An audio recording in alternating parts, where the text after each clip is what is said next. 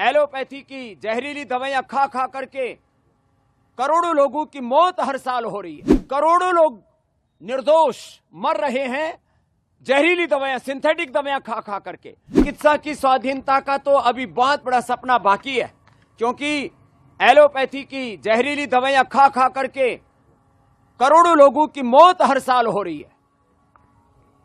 हमने दुनिया का इतिहास पढ़ा है कि ब्रिटिशर्स ने पूरी दुनिया में अपना राजनीतिक साम्राज्य कायम करने के लिए 10 करोड़ से ज्यादा लोगों का कत्ल किया।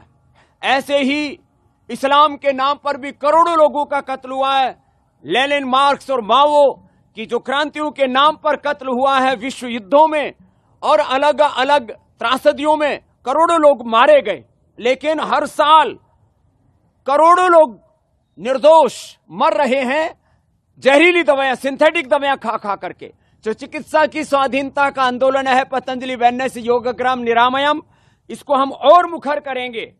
एक तरफ आर्थिक आजादी, दूसरी तरफ शिक्षा और चिकित्सा की आजादी, तीसरी तरफ सांस्कृतिक और वैचारिक आजादी, और रोगों से, नशा से, वासना से इस देश को आजादी दिलाने के लिए। क्योंकि जिस तरह से सोशल मीडिया के माध्यम से एक बहुत बड़ा वैचारिक युद्ध चल रहा है, उसमें भारत के बच्चे और जवान बर्बाद हो रहे हैं।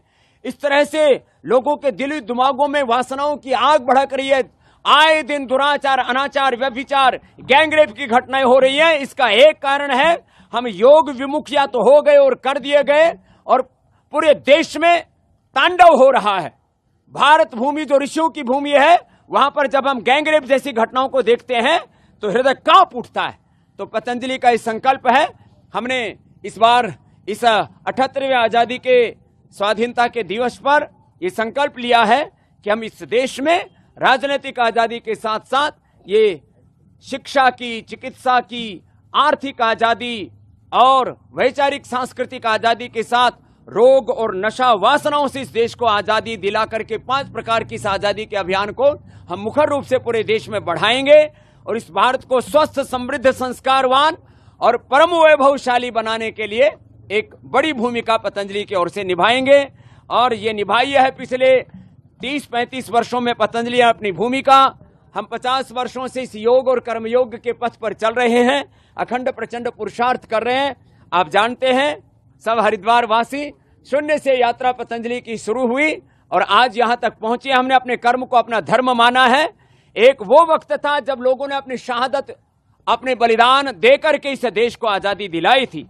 आज अपनी जान देने की, शहादत देने की, कुर्बानी देने की जरूरत नहीं है।